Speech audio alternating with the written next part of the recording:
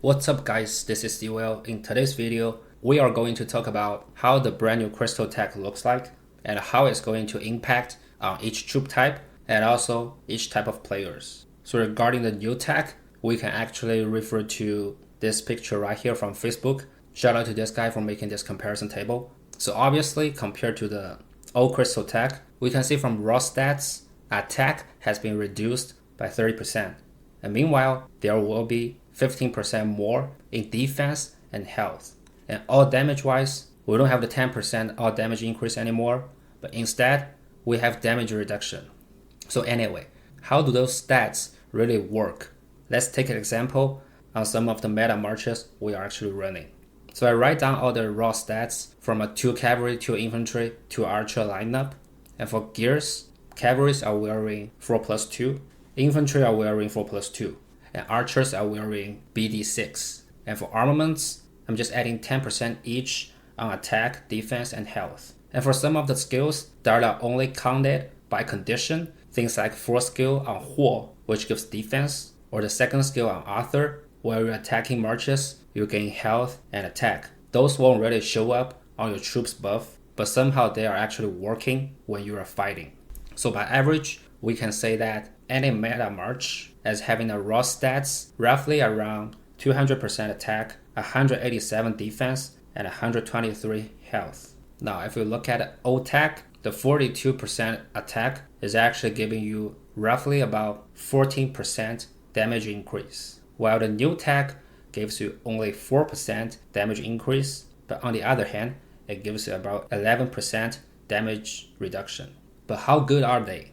If we are just counting the stats from attack, defense, and health, comparing to the old tech, in the new KVK map, the damage is decreased already by nearly 20%. And we are not even counting the removal of morale and addition of damage reduction, and also the fortress buff becoming 30 from 40%. I'm not going into any detail right here because even me have completely no idea how those really works.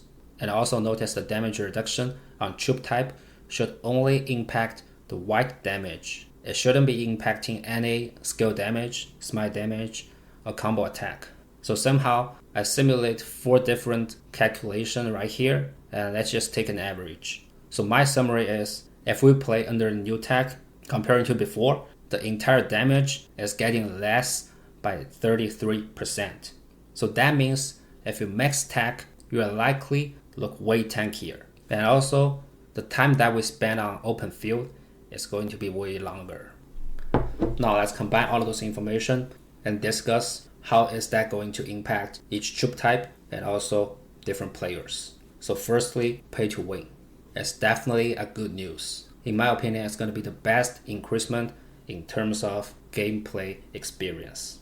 And also, I believe the main reason why they made this adjustment is to satisfy whales. Because think about this, with the old tech, because no matter how much you spend, you're going to be instantly killed if you're in the wrong position or if you play against way more marches than you have. So somehow in the old tech, it just doesn't satisfy whales. That's why in the old meta, everybody's playing like hit and run, because everybody can be instant killed no matter how much you spend.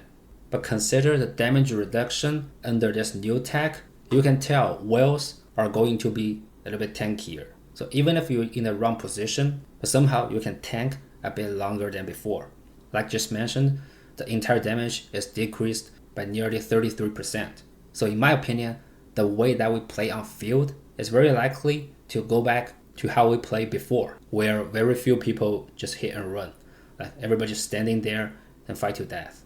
So in short, with old tech, you still get killed even if you spend. But with new tech, you are literally paying for tankiness. Now, what about free to play? In my opinion, a bad news. Because in the old tech, even free to play were just dealing more damage. Plus, spenders couldn't even get any tankiness from crystal tech.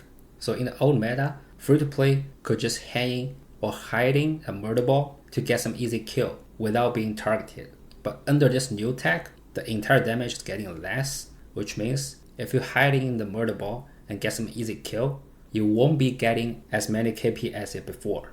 Well, think about this. With the same amount of spending, you are not going to deal as much damage as before. With old tech, you can instant kill whales if they're in the wrong position. But with this new tech, whales are always ahead of you in terms of tech. So they are always tankier than you. If you're free to play, there's no way you can instant kill them. So in this new meta, free to play will just be getting less KP. Okay, so how is it going to impact on each troop type? For cavalry, I don't think it's good news. Because in the hit and run meta, cavalry has Arthur with instant proc and Hor being short range. If the field meta goes back to fight till death, Nevsky probably can be back. William perhaps can be back. But I mean their damage doesn't look that decent because they are all commanders. So if the entire damage is getting less, then all we need is AoE damage, which cavalry can never be compared to infantry and archer. Next we have infantry. Definitely a good news. But guess what? No matter it's hit and run or fight till death, to infantry it's always a good news. Simply because Liu Che is way too OP. Plus, we have Baiqi, Ragnar, and Scipio, 4 AoE commanders. Like 2 infantry are both a hit and run or fight till death. Plus, fight till death is a good news to Wallace. Plus the fact CJ just got reworked into an AoE commander. So you gotta admit, somehow this is rise of infantry. Like literally.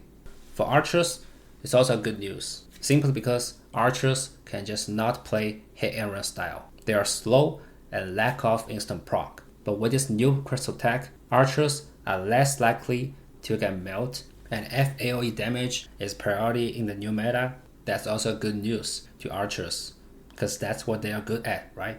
Plus the fact that 10th generation archers are not released yet, and also consider the new formation that is going to come in this year. So archer actually has a lot of room to improve, and it is going to adapt under the new tech. Alright then, Siege March. Not really a good news. I mean, it's actually being both positive and negative. The good news is, if the entire damage is getting less, that means the combat on one spot is going to last longer, which means Siege March will just have more time to deal DPS. But I mean, even with the old tech, it's also beneficial to a siege. Guess what? Just because people are always playing hit and run, the team fight could just never end. So somehow, siege will also dealing damage in that case. But the bad news is, the damage is getting less. Before with old tech, everybody is doing more damage. If you play siege, you can get some easy kills. But I mean, think about the new tech. Tankiness is not really something that siege actually needs. Technically, siege is always positioning at a relatively safe place. Plus, meta is already very tanky. So if the entire damage is getting less, that could cause the siege marchers in the future meta won't be dealing enough damage compared to before, especially for free-to-play or farm accounts if you play siege. Support March. In hit and run meta, support March is literally free kill. But I mean, if the playstyle goes back to fight to death with longer battle time, that means all kinds of buff will just be more valuable. So marchers like Trajan Charger, Philip Charger look like have a chance to show up. I'm not saying it's completely necessary, but it's just the presence of those marchers make more sense than the previous meta. But still, for support March, it's a question mark. Now last but not least, what about Garrison and Rally? Definitely a Garrison meta. Just because damage is getting less, combat is getting longer, that means for Garrison, they have more time to field troops. So that is getting harder for offensive side to take down any structures. Now up until the moment that I make this video, the latest MG is 10th generation infantry Garrison, who has tons of shield plus the new crystal tech with damage reduction and all damage nerf in KVK.